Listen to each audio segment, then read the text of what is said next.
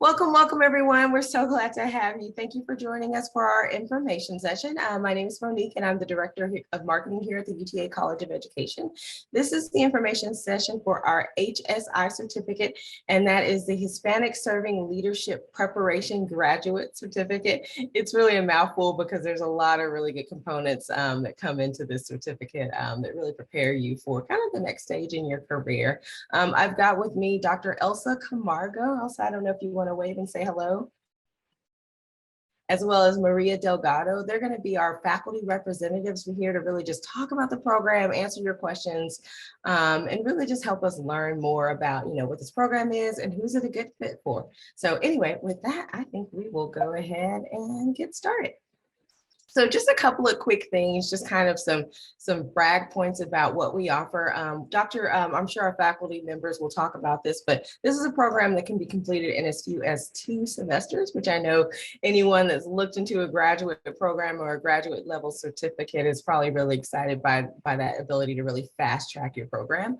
UTA has a number of accolades. I really didn't have room to list them all, but one of them is we are a designated HSI by the U.S. Department of Education. So we are a Hispanic serving institution, and we're really proud of that because it really is it shows our commitment to serving the Latinx population, and it's really just an indicator of our excellence.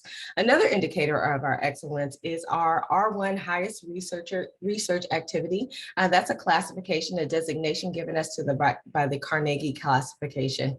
And it really is, like I said, an indicator of academic excellence. There's only, I believe, like about a little over 160 institutions in the nation that have this accolade, and we're one of those. Another one that I didn't list is we're actually at what's called a Texas Tier 1. That means we're one of the top institutions in Texas, very much on par with the flagship universities in our state. There's only 4 of those, and we're one of those, so we're really, really proud. Also, the Hispanic Outlook Higher Education magazine has ranked UTA, University of Texas at Arlington, in the top 100 schools for Hispanic students. So those are just a few of our accolades. Like I said, I really could keep going on. A lot of things to really just be proud of about our university.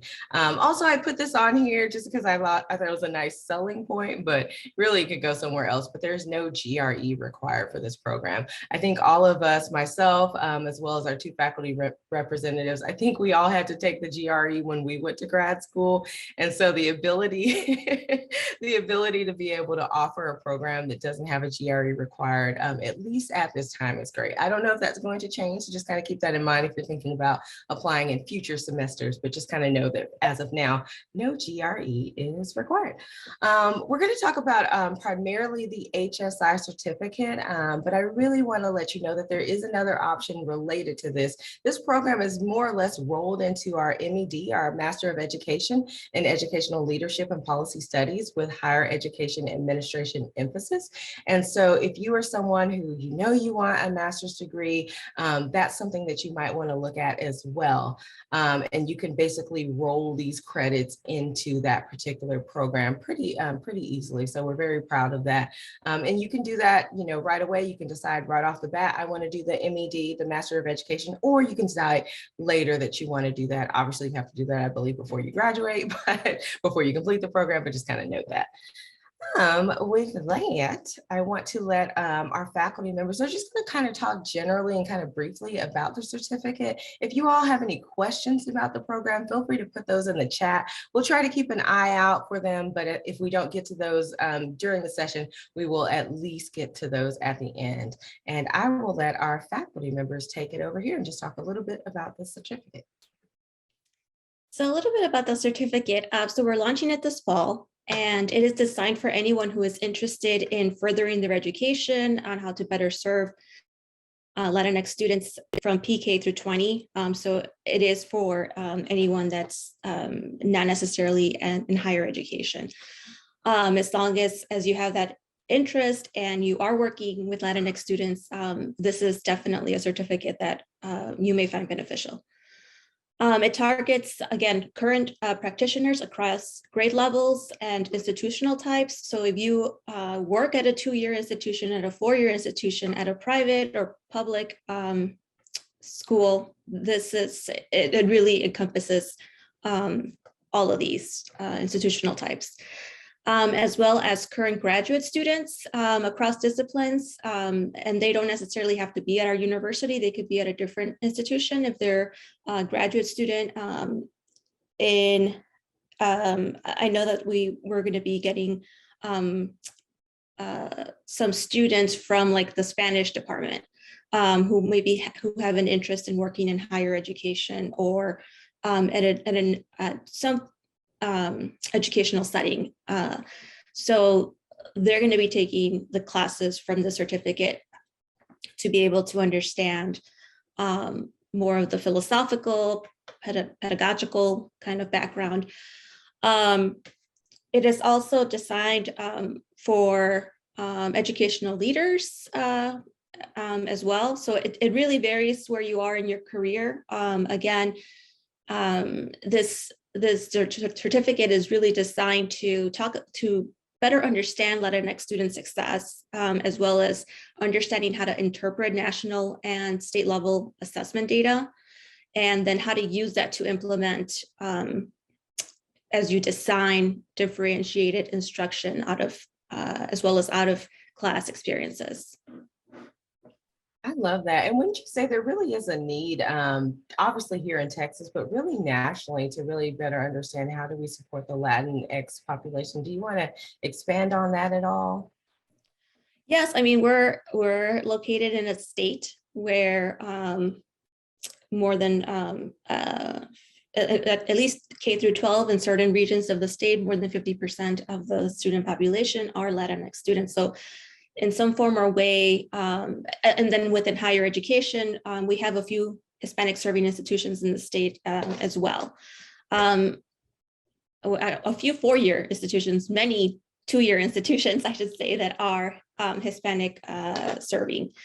So I think in many ways, when we look at statistically, right, who comprises our student body from PK through 20, we find that it's very likely that we are serving a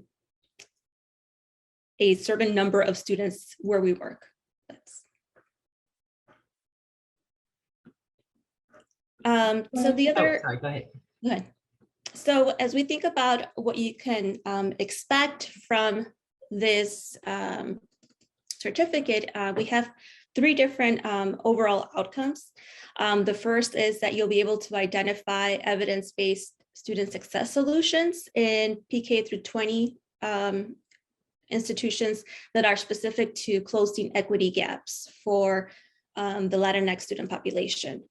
The second outcome is that you'll be able to identify evidence-based strategies to advance the careers either of your professor, an administrator, or an individual who is interested in improving maybe even like the high school to college transition and the success rates of Latinx students. The third outcome is that you'll be able to apply Hispanic serving theories to actively promote diversity, equity, and inclusion within the PK through 20 educational settings. As well, we have also like a component of research and effectiveness. So those are the three outcomes that we will include. I love that. And, one of the questions I get a lot when I'm talking to prospective students is, what are the classes like? Especially because a lot of students are coming from their undergraduate, their bachelor's degree, and they're just like, I'm the first in my family to go to college. What is a graduate school class like? And how does that differ from perhaps maybe my undergraduate? Do you mind elaborating, either one of you, on that? Sure. I get that question a lot as well from my students who are starting like their master's degree. The biggest, I think, difference is that it is more student driven in terms of the classroom setting. A lot of professors like to use, they call like flip the classroom. So whereas in undergrad, maybe you'll have more professors lecturing most of the class period. In graduate school, it is actually the students who will oftentimes present on the readings from that week and also initiate the discussion among their classmates. So it is a lot more, again, you're actively learning by also teaching. The other difference is also that you focus a lot on the practice component, at least the certificate will. So even though we're talking about theories, we're also thinking about how do we apply these in the work that we do. Yeah, I love that. And you mentioned something earlier. You talked about evidence-based practices. Do you mind just kind of explaining what that is for the person who, like me, came out of their bachelor's degree and had no idea what that term meant?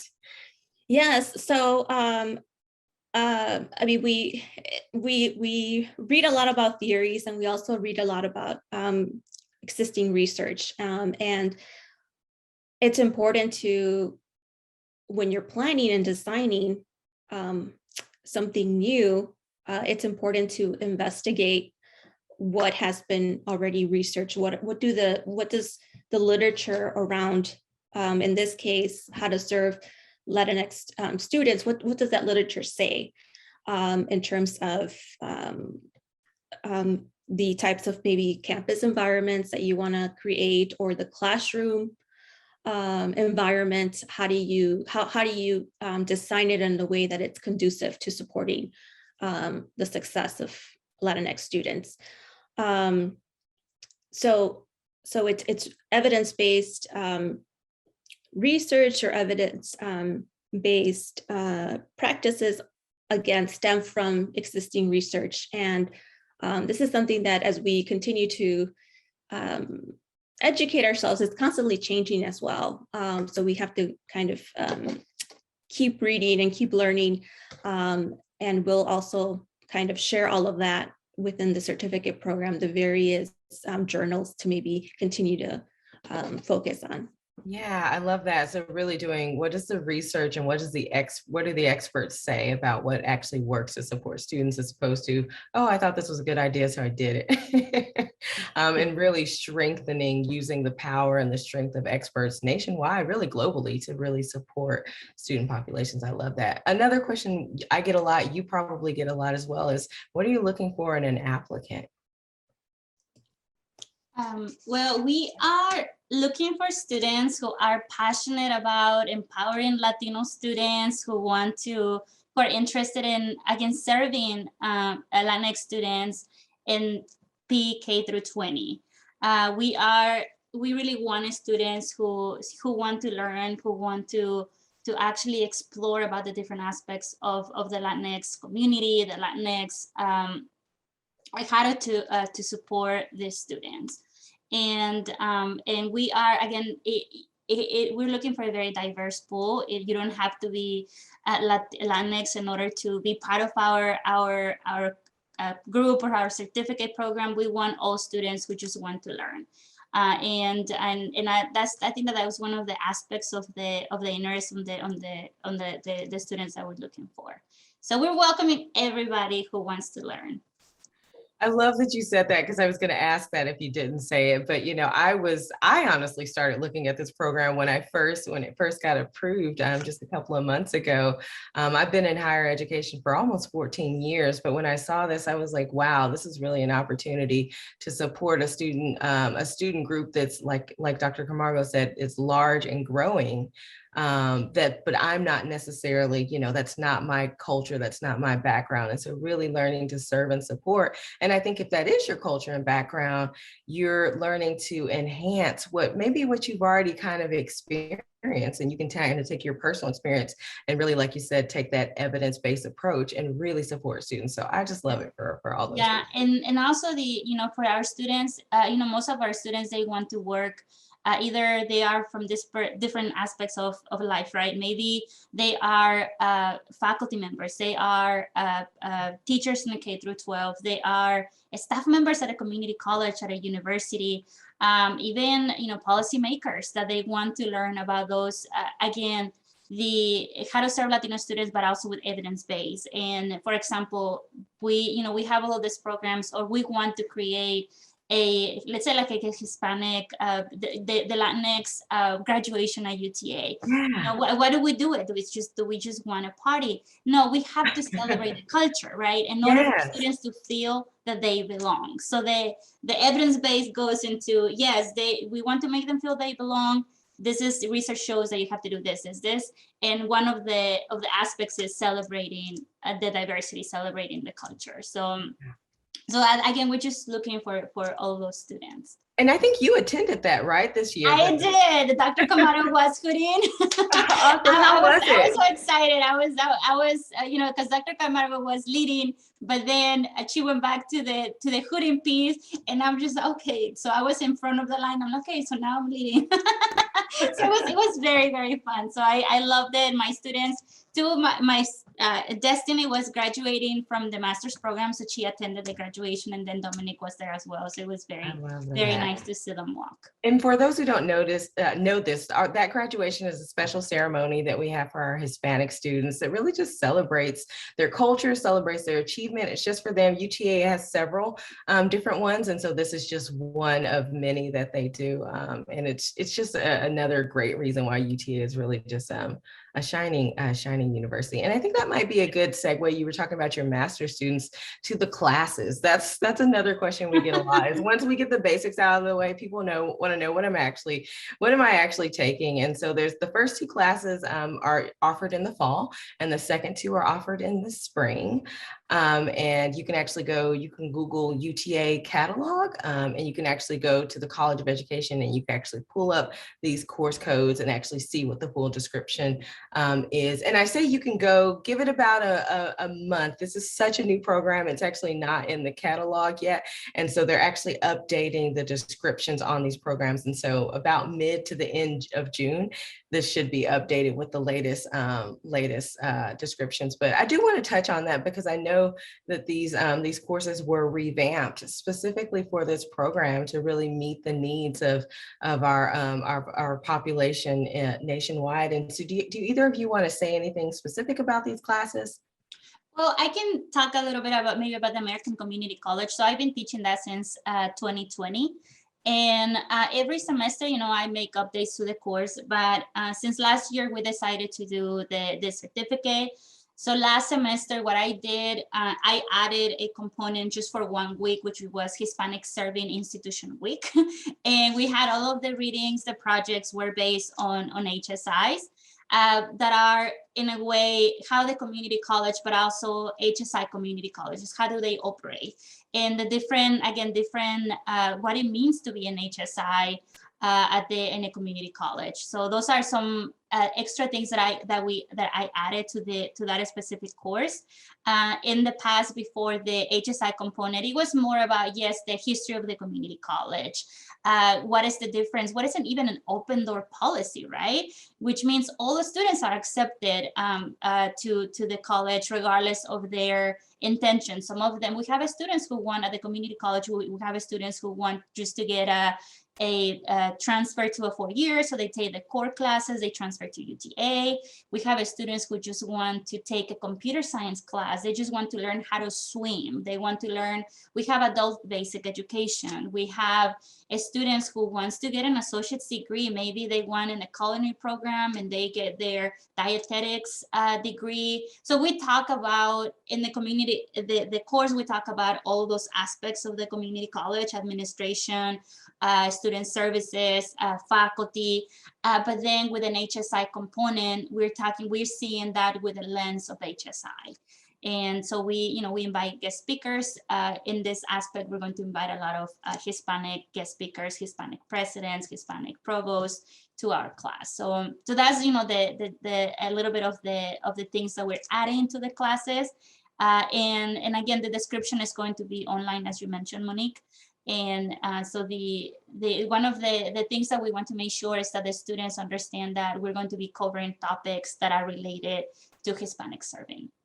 Yeah. Or to serve Latinx students. I love that. And community college, is that your area of expertise, correct? Yes.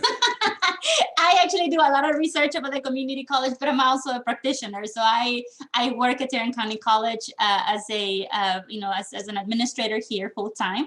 And that's I'm actually a product of the community college. So I graduated, when I talk about the open door is really funny, because I was so excited when I got the acceptance letter. I said, oh wow, it's like if you get an acceptance letters to Harvard, right?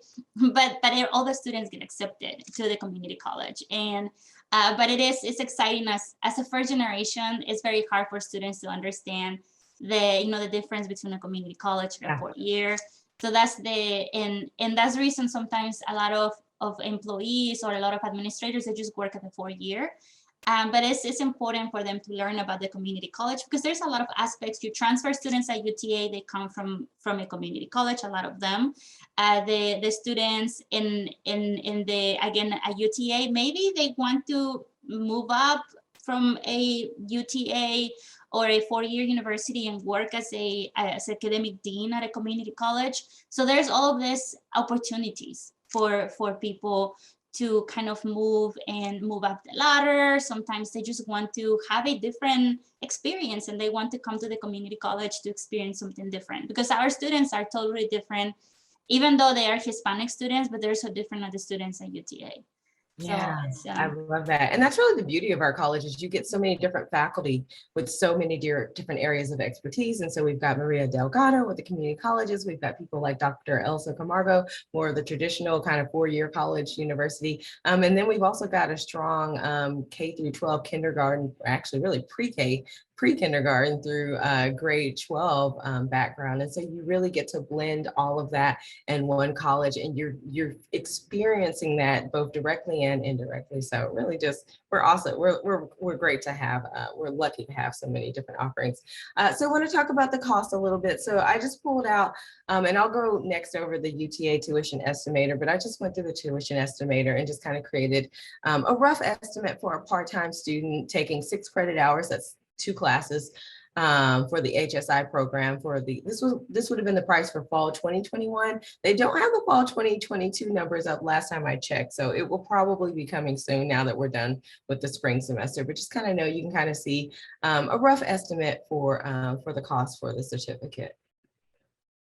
And then here's the URL, www.uta.edu/admissions/afford/tuition-estimator. And that will take you directly to this tool. It actually looks a little bit different. They just recently redesigned it, made it a little bit more effective, I think. But it really does give you a really good estimate to show, if you were to take like one class, exactly what your costs would be for tuition. So I encourage everyone to go on that link and take a look. And just a few other quick slides that I just want to roll through. And Dr. Camargo, Maria Delgado, please interrupt me at any point if there's anything that you want to add to this. But just really quickly, the admissions requirements. This is a graduate level program, so you do need to have a bachelor's degree. I've had undergraduate students get excited about this program, and I'm like, oh, come back in like 2 years or 3 years or whatever it may be. But you do need a bachelor's degree, a cumulative GPA of 3.0 or higher. I believe they have what's called probationary. I think it's probationary admission if your GPA is a little bit under that, but hopefully you can meet that 3.0 threshold to be admitted under the unconditional admission. You do have to submit a resume or your CV, just kind of documenting your experience in this realm, and also a 500-word, basically an essay, just kind of a letter of intent that really just shows our faculty admissions. Actually, it's not even just faculty, but just our admissions committee, why you're the perfect fit for this program. I get a lot of questions about what should I put in the essay. And so, without telling people what to write, I usually tell them something to the effect of speak from the heart. Do either one of you want to chime in on that? Dr. Delgado, I'll let you take that question.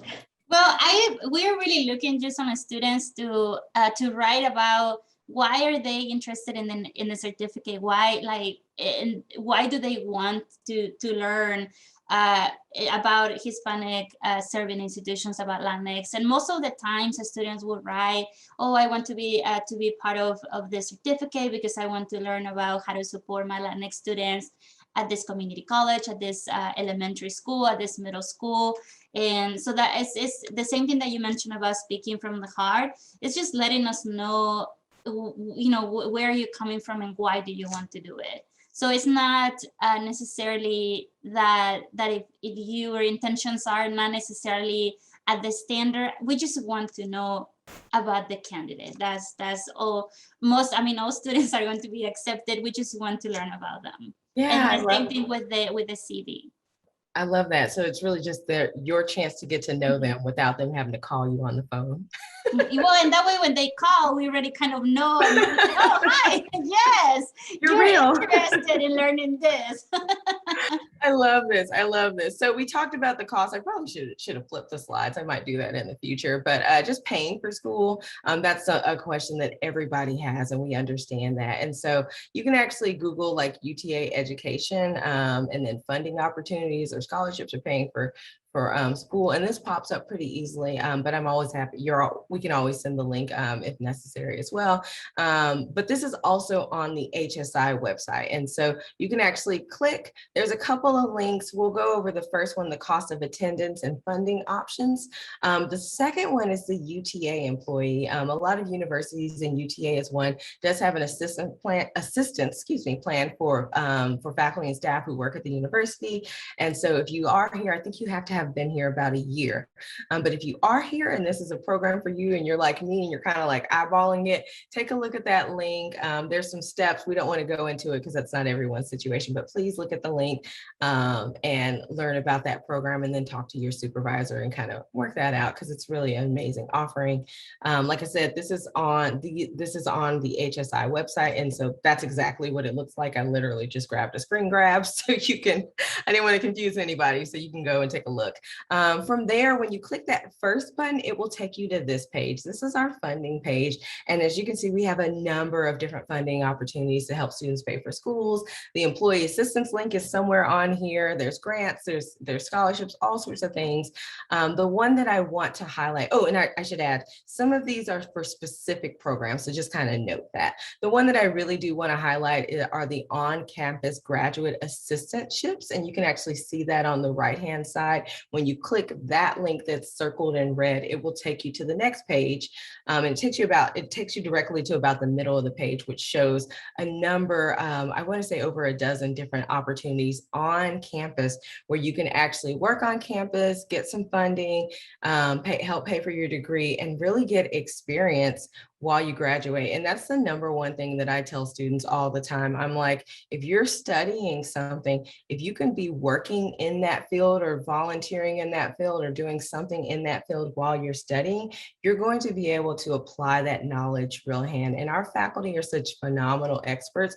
You're going to want to take advantage of that. You know, hopefully you don't have to wait until you finish the program to then start using what you're already learning. So hopefully this is of help both financially and just experientially to you. And there's so many opportunities. The Department of Educational Leadership and Policy Studies, which is where this program falls under, they worked really hard to work with, Student Affairs, Multicultural Center, Diversity, Equity, and Inclusion. I think there's one called Men of Distinction. I was about to say extinction, but that's the wrong word. Men of Distinction.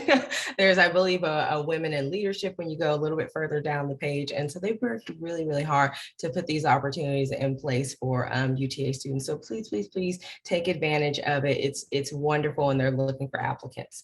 Deadlines to apply. We actually have one coming up now. And depending on when you watch this info session, there should be one coming up at any given time. July 1st is the deadline for the fall semester. And November 1st is the deadline for the spring semester. There is no summer admission, so just kind of keep that in mind as you're kind of planning the next step for your career. And like I said, if you take those 2 classes each semester that we talked about before, you're done in like not even a year. You're done in 2 semesters. And so that was another reason it was really attractive to me. I was like, oh, I could like check that off really easily. Either one of you want to say anything before I move on, just kind of like to the how to get started? Okay, perfect. Then I will move on. And then I think we're almost at the last slide. So your next step, once you're ready to apply, there's no pressure, but if you need to think about it, if you need to talk to us, email us, whatever, go over the website again. Please, please, please avail yourself. The website has a lot of really good information on there. But once you're ready, you're going to apply through goapplytexas.org. If you applied to UTA or another school a few years ago, the website was Apply Texas. Just note that they've updated it and it's now goapplytexas.org. The state finally, it needed a little bit of a love, and they finally gave it, and it really is a nice website that's very much more user friendly. So you'll go apply there. You'll pay the application fee. You'll submit your official documents and any test scores. Right now, GRE, like I said, is waived for most students, but if you do have any particular scores, maybe you're an international student or something like that, and you've got some things to submit, just go ahead and I've added that as a submission process. Once you apply through Go Apply Texas, usually within about 48 hours, you get what's called your My Math account. That is your UTA student portal. That's where you can check your admission status. You can accept your admission. You can accept any financial aid if you got scholarships, if you got any grants in the university, and you can all do that at uta.edu/mymath. And then from there, you're going to, I didn't put it in there, but you're going to meet with your advisor, and then you're actually going to enroll in classes, and you actually enroll in classes through your My Math. So not too bad of a list to get started with the program. I've certainly experienced much more intensity when it comes to this process, but if you have any questions, don't hesitate to ask.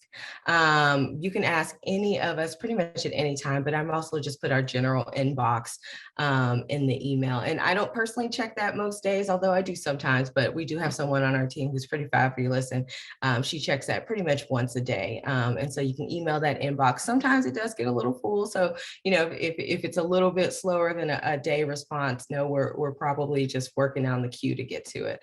But you can email us anytime, and we're happy. If we can't answer it, we will direct you to the person who can. Woo! All right, I think that's it. I wanted to see if either of our faculty members had any other any other additional comments they wanted to make, or anything that they want to share before we take questions. We're just very excited to be starting it this fall. It's been something that we've been planning for at least a year. So we are looking forward to having our first cohort this fall.